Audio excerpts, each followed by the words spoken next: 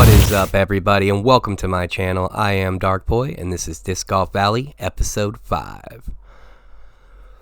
So episode 4, we dove into Blueberry Thicket. Today we're going to be getting into Oak Hill. Again, a very easy course with the beginner starter discs. Now this course offers a couple holes that have a bigger throw required, but it really shouldn't matter as far as, birdie city goes. If you want to just try to capitalize all birdies, you can still get this done without any gigantic discs. It's going to require a little bit more precision with your throw-in, but it is possible. Just like Blueberry Thicket, it is a much easier course than the other courses. This is why it's in the beginning.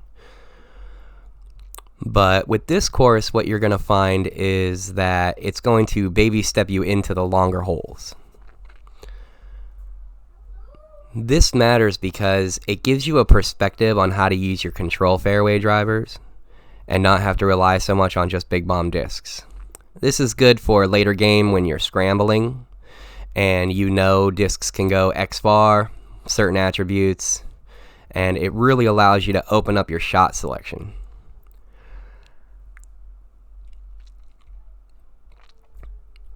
Take your time on this course. Make sure that you throw each throw correctly.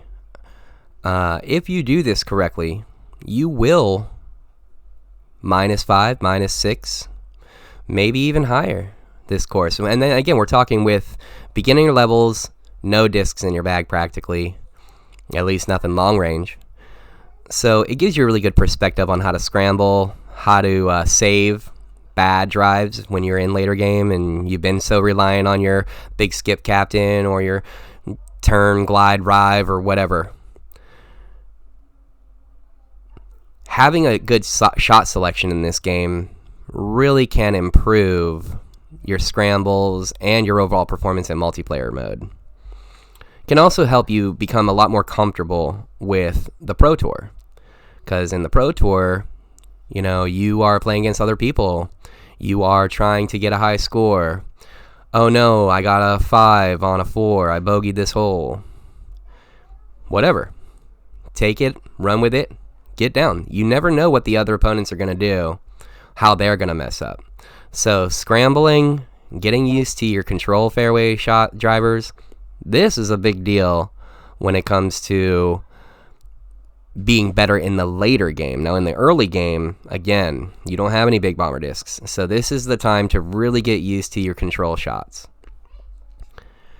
Finding your lines. You can see here on this hole, that's a pretty popular drive there. Now if I had like a glide accurate captain, I can park that right under the basket. And that's not the only disc that can do that, but with my throw, that's what I use in my main profile. So it is absolutely possible with the big bomber discs to absolutely destroy this course. But I don't think that's what it was intended for. I think this course is really intended to help you learn how to do control fairway shots. They introduce a couple more hazards, allow you to get comfortable with approaching, especially with hazards. So, it's a good course. It's a great course to practice on. They do feature this course's holes a lot on Daily Challenge, as well as all the other courses. But I feel like in my experiences, this hole especially, they like to put it in there because it can be a real challenging hole to play. The wind, the drop, the turn, it can be pretty extensive.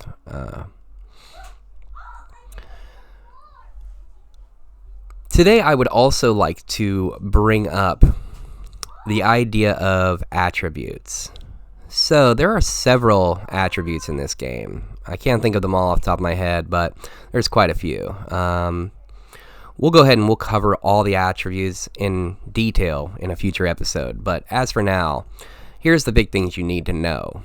Roll isn't just roll. If you throw a roll disc, the regular throw, and not as a roller, it will have a higher likelihood to not slide on the ground. Like it'll I'm not going to say it's going to park it, but it will stop it from sliding super far. Windbreaker and heavy, what's the difference? So windbreakers will go as far as the regular standard disc. So if you have a musket and it's a windbreak musket, it's going to go as far as a regular musket. It's just not going to allow the wind to affect it as much. Heavy. Now, if I have a heavy musket and I throw it, that musket is most definitely going to go a shorter distance. It's also going to have an easier time cutting through trees and not being slowed down by leaves. Light discs carry in the wind. Accurate, extra glide. They both not only help you with accuracy, but they also help you with distance. There are a lot of secrets, I wouldn't call them secrets, lesser known facts about the attributes than people, I think, generally think. They see it and they go, oh, must be a roller disc. That is correct.